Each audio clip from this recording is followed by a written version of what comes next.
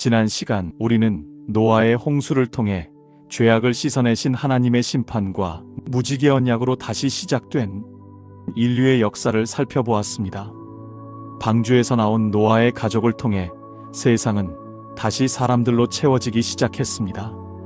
하나님은 그들에게 생육하고 번성하여 땅에 충만하라고 축복하셨습니다. 여기서 핵심은 충만하라, 즉 흩어져서 온 땅을 하나님의 영광으로 채우라는 명령이었습니다.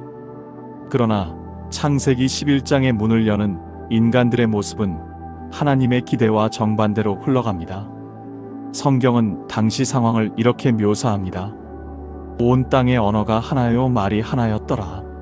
언어적 장벽이 없는 세상, 겉으로 보기에는 효율적이고 평화로워 보입니다.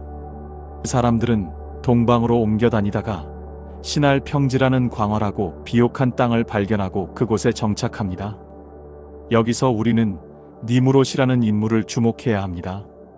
창세기 10장에 잠깐 언급되는 그는 구스의 아들이자 세상의 첫 용사요 특이한 사냥꾼이었습니다.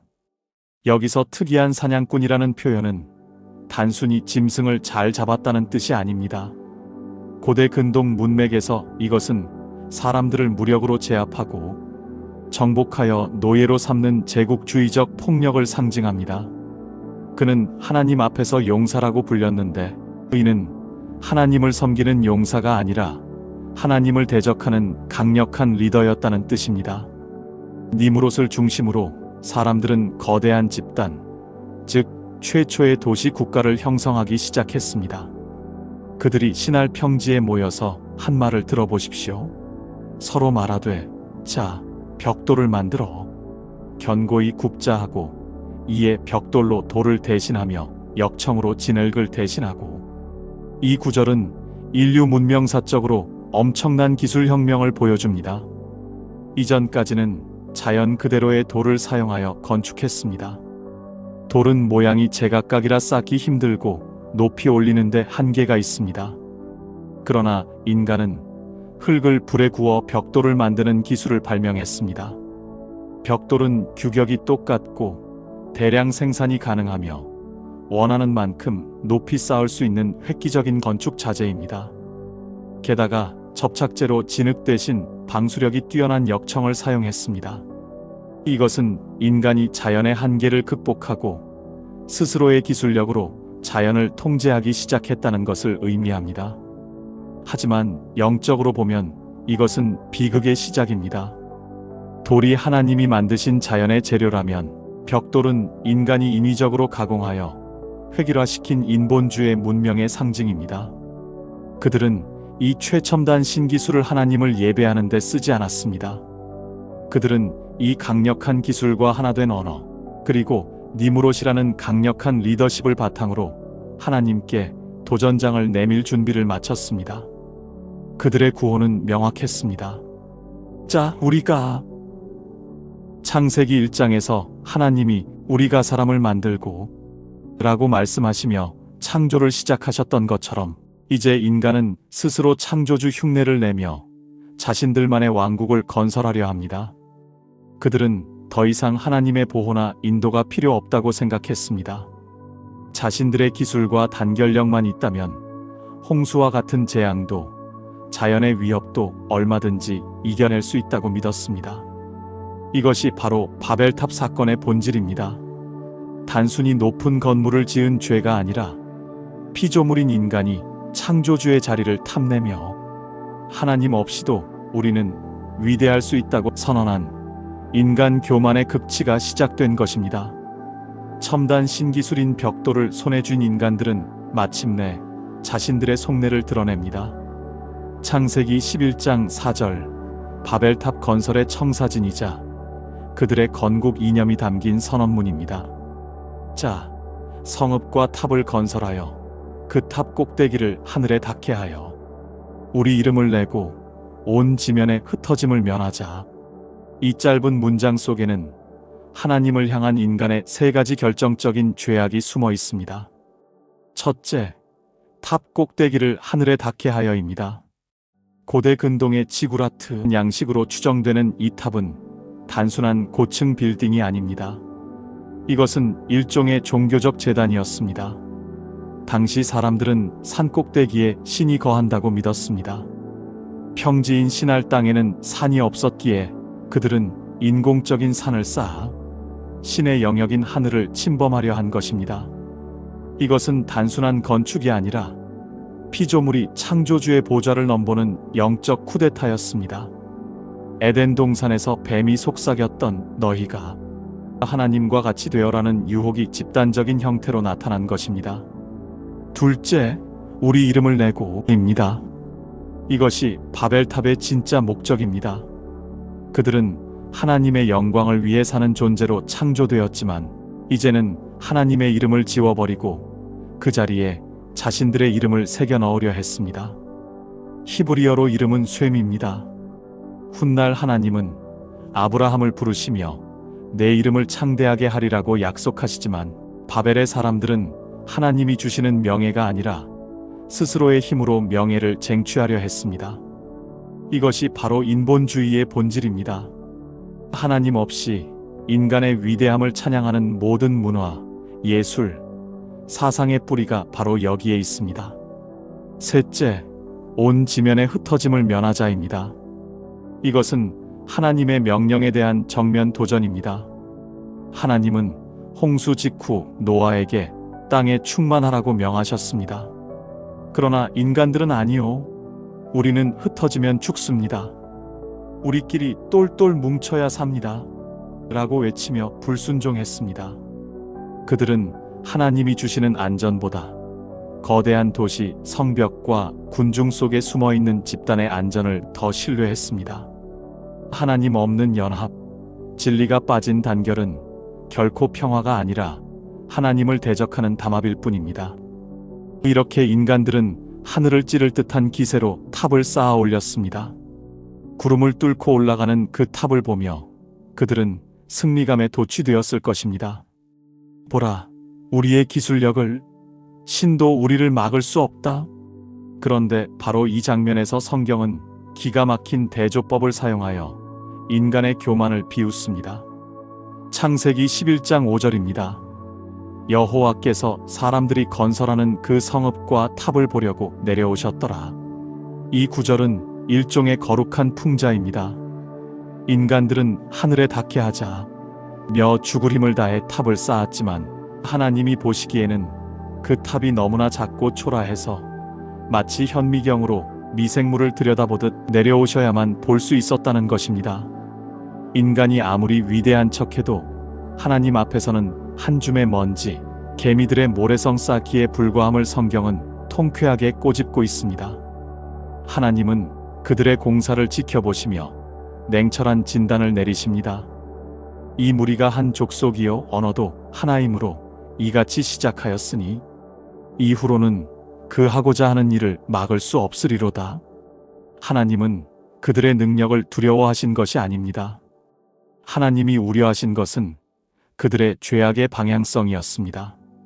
죄인들이 하나로 뭉쳐 기술력까지 갖추고 끝없이 악을 도모한다면 그 결과는 제2의 홍수 심판을 불러올 만큼 끔찍한 파국이 될 것이 뻔했습니다. 마치 호기심 많은 어린아이가 위험한 칼을 들고 놀고 있을 때 부모가 그것을 뺏어야 하듯 하나님은 인간이 스스로를 파멸시키는 최악의 상황을 막기 위해 개입을 결정하십니다. 이것은 심판이면서 동시에 인류를 보호하기 위한 하나님의 은혜였습니다. 이제 하나님은 인간이 가장 자랑하던 무기인 언어의 힘을 무력화시키기 위해 움직이십니다. 인간들이 교만의 탑을 쌓으며 자, 우리가 라고 외칠 때 하나님은 그들을 바라보시며 똑같은 화법으로 응수하십니다. 자, 우리가 내려가서 거기서 그들의 언어를 혼잡하게 하여 그들이 서로 알아듣지 못하게 하자. 여기서 하나님이 사용하신 자, 우리가라는 표현은 창조 때 우리의 형상을 따라라고 말씀하셨던 성삼위일체 하나님의 거룩한 회의를 연상케 합니다. 인간의 악한 연합을 깨뜨리기 위해 하나님의 거룩한 연합이 움직이신 것입니다. 하나님은 그들을 심판하기 위해 벼락을 내리거나 지진으로 탑을 무너뜨리거나 전염병을 돌게 하지 않으셨습니다. 하나님이 선택하신 방법은 가장 부드러우면서도 가장 치명적인 커뮤니케이션의 단절이었습니다. 상상해 보십시오. 바벨의 건설 현장은 일사불란했습니다. 최고의 기술자들과 강력한 리더십 아래 톱니바퀴처럼 돌아가던 현장이었습니다. 벽돌 더 올려 하면 즉시 벽돌이 올라오고 역청 가져와 하면 역청이 대령되었습니다. 그런데 어느 날 아침 갑자기 끔찍한 일이 벌어집니다. 위에서 벽돌이라고 외쳤는데 아래에 있는 사람이 멍한 표정으로 쳐다보더니 엉뚱하게 물을 가져옵니다. 아니, 벽돌 말이야, 벽돌 라고 소리쳐도 상대방은 도무지 알아듣지 못한 채 외계어 같은 말로 대꾸합니다. 처음에는 장난인 줄 알았을 것입니다. 그러나 곧이어 서로의 말을 이해하지 못하는 데서 오는 답답함은 짜증이 되고 짜증은 분노가 되었습니다. 너 지금 나 무시해? 서로 멱살을 잡고 싸우는 아수라장이 되었을 것입니다. 가장 강력한 무기였던 하나된 언어가 순식간에 가장 큰 장애물이 되어버렸습니다. 말이 통하지 않으니 신뢰가 깨지고 신뢰가 깨지니 협력이 불가능해졌습니다.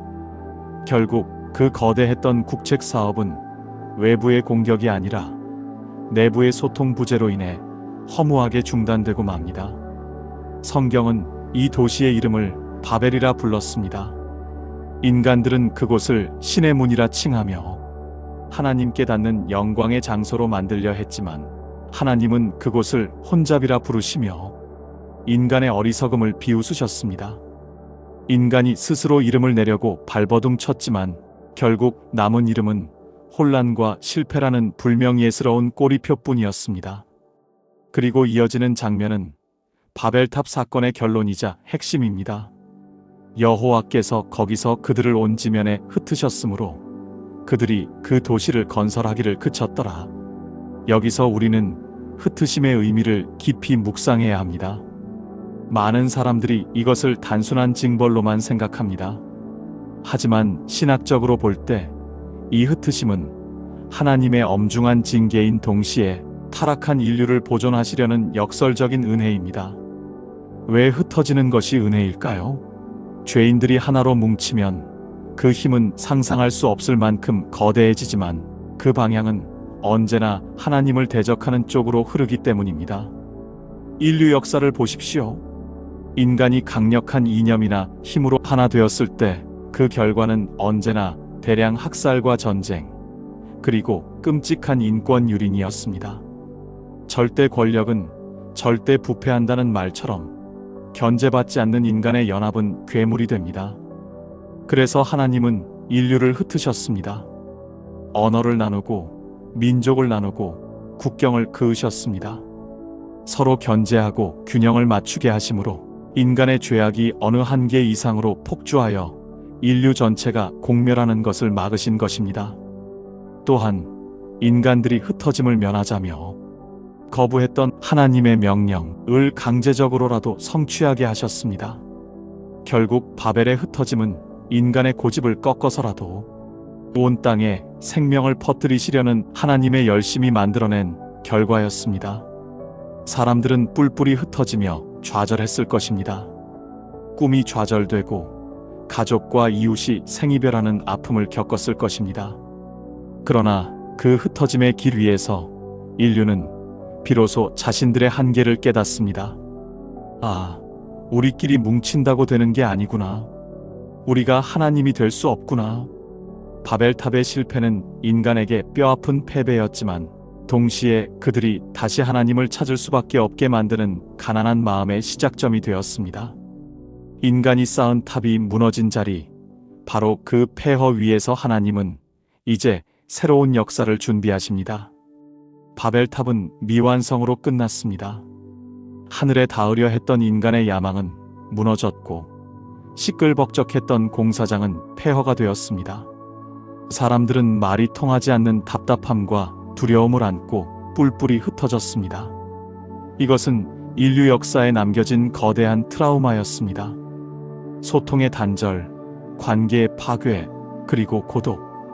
이것이 하나님을 떠나 스스로 높아지려 했던 인간이 받아든 청구서였습니다. 그러나 하나님은 이 혼잡의 저주를 영원히 방치하지 않으셨습니다. 성경은 놀라운 반전을 기록하고 있습니다. 바벨탑 사건으로부터 수천 년이 지난 어느 날 예루살렘의 한 다락방에 120명의 사람들이 모여 기도하고 있었습니다. 그때 급하고 강한 바람 같은 소리와 함께 성령이 임했습니다. 바로 오순절 성령 강림 사건입니다. 이때 놀라운 기적이 일어납니다.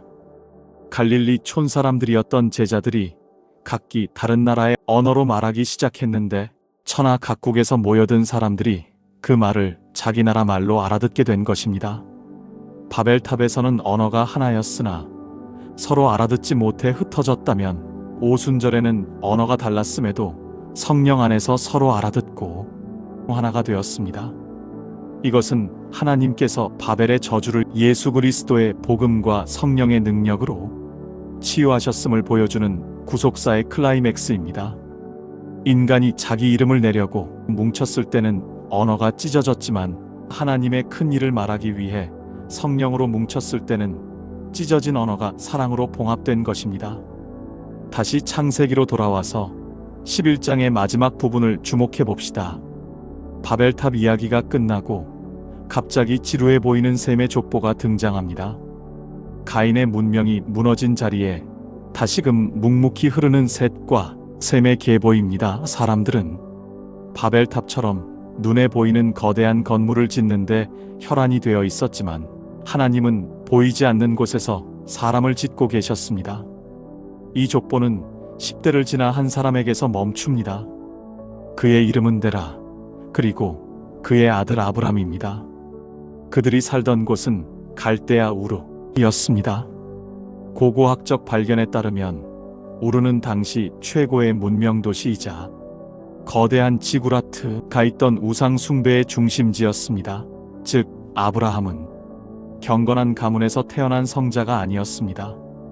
그는 바벨탑의 정신이 지배하고 달신을 섬기는 우상의 도시 한복판에서 탑을 쌓는 문명 속에 살던 평범한, 어쩌면 세속적인 사람이었습니다. 그런데 하나님께서 바로 그 우상의 도시, 실패한 바벨의 땅에서 한 사람을 지목하여 불러내십니다. 바벨탑을 쌓던 사람들은 우리 이름을 내자 라고 외쳤지만 결국 그들의 이름은 수치스럽게 흩어졌습니다. 반면 하나님은 아무것도 아닌 아브라함을 부르시며 이렇게 약속하십니다. 내가 내 이름을 창대하게 하리라. 이것이 하나님의 방식입니다. 내가 내 힘으로 이름을 높이려 하면 하나님은 그 이름을 땅바닥에 떨어뜨리십니다. 하지만 내가 내 이름을 내려놓고 하나님 말씀에 순종하여 본토 친척 아비집을 떠나면 하나님께서 친히 그 이름을 들어 별과 같이 빛나게 하십니다. 바벨탑 사건은 인간의 실패로 끝났지만 그 실패의 폐허 위에서 하나님은 믿음의 조상 아브라함이라는 새로운 구원의 씨앗을 심고 계셨던 것입니다. 사랑하는 여러분, 이제 창세기 1장부터 11장까지 이어져 온 원역사가 막을 내립니다. 창조, 타락, 홍수, 그리고 바벨탑. 이 거대한 네 가지 사건을 통해 우리는 무엇을 보았습니까? 인간은 끊임없이 하나님을 떠나려 하고 하나님은 끊임없이 그런 인간을 찾아오신다는 사실입니다. 인간은 탑을 쌓아 올라가려 하고 하나님은 그런 인간을 구원하시려 친히 내려오십니다. 오늘 우리는 어떤 건축가로 살아가고 있습니까? 신할평지의 사람들처럼 성공이라는 벽돌과 스펙이라는 역청으로 나만의 바벨탑을 쌓고 있지는 않습니까? 내 이름을 내고 내 소유를 늘리고 나만의 안전지대를 만들자는 세상의 구호에 휩쓸려 정작 쌓아야 할 예배의 제단은 무너진 채 방치되어 있지 않습니까? 기억하십시오. 하나님 없는 성공의 탑은 높이 올라갈수록 위험합니다. 그것은 무너지기 위해 서 있는 것과 같습니다. 하나님은 사랑하는 자녀가 그 위험한 꼭대기에 서 있는 것을 원치 않으십니다.